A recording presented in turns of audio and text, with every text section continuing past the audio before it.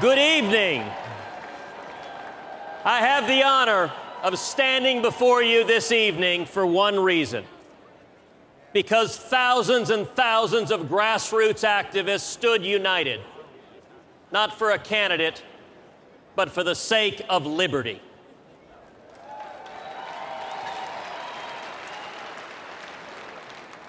We are seeing something extraordinary, something that has dumbfounded the chattering class. It began in 2010, right here in Florida, in Utah, in Kentucky, and in Pennsylvania. It continued this summer in the state of Indiana, in Nebraska, in Wisconsin, and in the Lone Star State.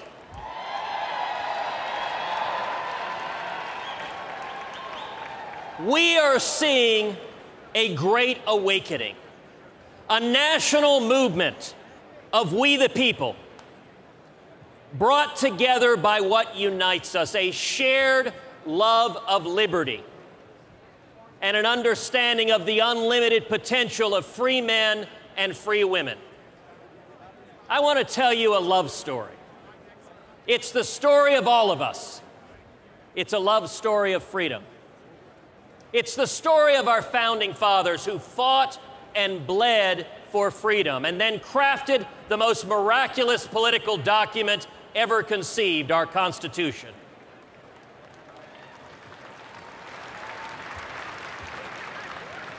The framers understood that our rights come not from monarchs, but from God.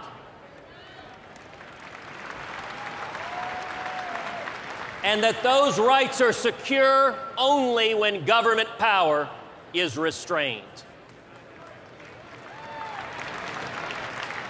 It's the story of the brave Texians in the city of Gonzales, when General Santa Anna demanded that they hand over their guns and the cannon that guarded their city. They responded with the immortal cry, "Come and take it."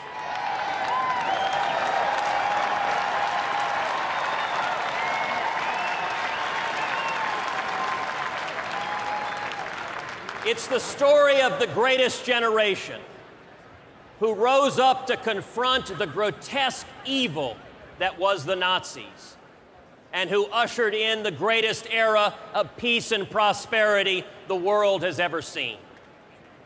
It's the story of civil rights pioneers like Dr. Martin Luther King, who stood up to the scourge of discrimination and bravely championed that each of us must be judged not by the color of our skin, but by the content of our character.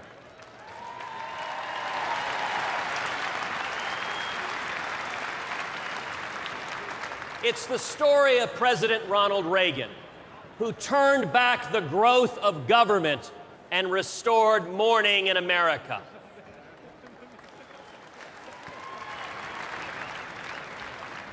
Who stood up against the oppressive evil of communism and demanded, "Mr. Gorbachev, tear down this wall."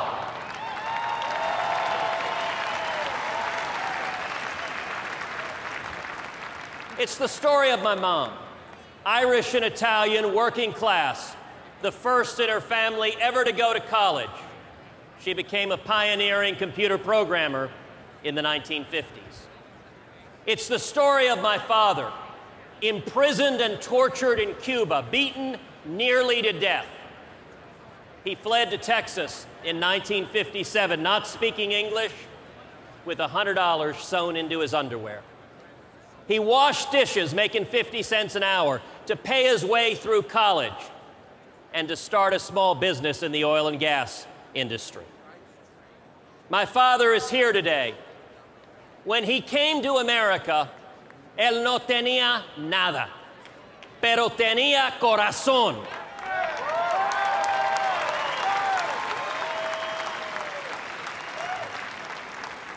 He had nothing, but he had heart. A heart for freedom, Thank you, Dad.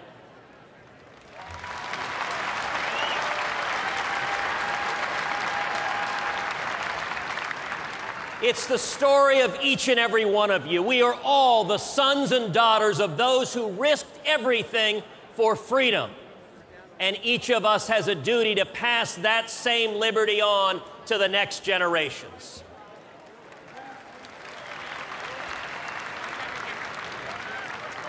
And yet today, many in Washington seem content to saddle our children with a crushing debt and a limited future. We're going broke. But I'm here today with a word of encouragement. Millions of Americans are standing up saying, we want our country back.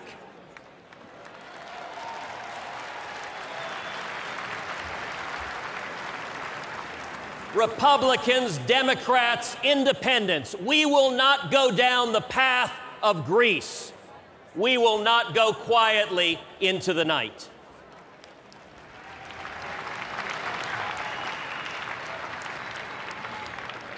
President Obama is immensely talented and a man of deep convictions, and yet his economic agenda is perilous indeed. This election presents a stark choice. We can continue down the road of the Obama Democrats, more and more spending, debt, and government control of the economy. Or we can return to the founding principles of our nation: free markets, fiscal responsibility, and individual liberty.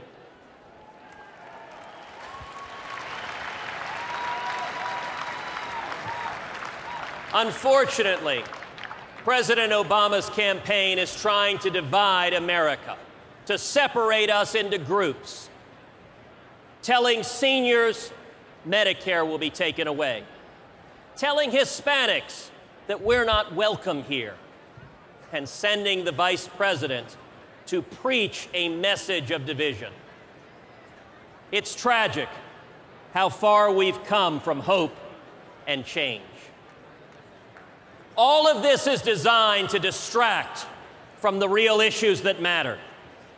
23 million Americans struggling to find work, 16 trillion in national debt, and government takeovers of much of our economy.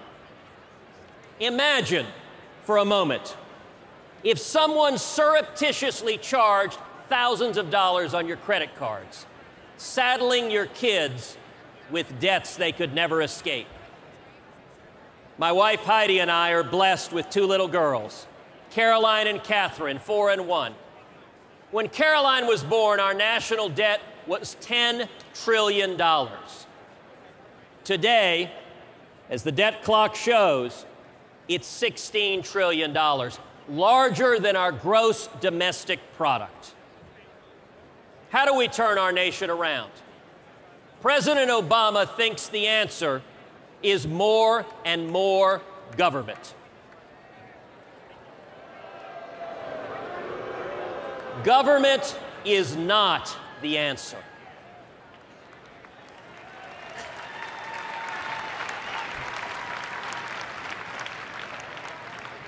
You are not doing anyone a favor by creating dependency, destroying individual responsibility. 55 years ago, when my dad was a penniless teenager, thank God some well-meaning bureaucrat didn't put his arm around him and say, let me take care of you. Let me give you a government check and make you dependent on government. And by the way, don't bother learning English. That would have been utterly destructive. Instead, my parents worked together to build a small business, to provide for their family, and to chart their own future. That's the American dream.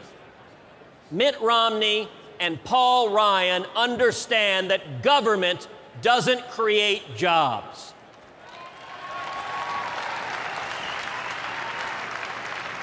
Entrepreneurs do. 2/3 of all new jobs in our economy come from small businesses. and 2.3 million Hispanics own small businesses.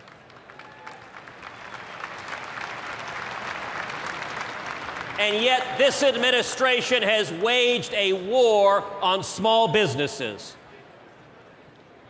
a war that is costing our future and our opportunity. I want to close by asking a few questions, with apologies to Barack Obama. Can we restore the Constitution? Yes, we can. Can we retake the Senate? Can we repeal Obamacare? And can we defeat President Barack Obama?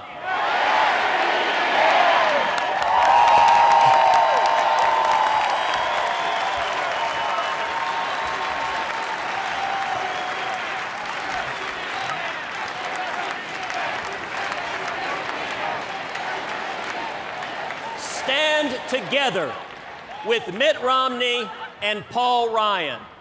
Restore the American love story.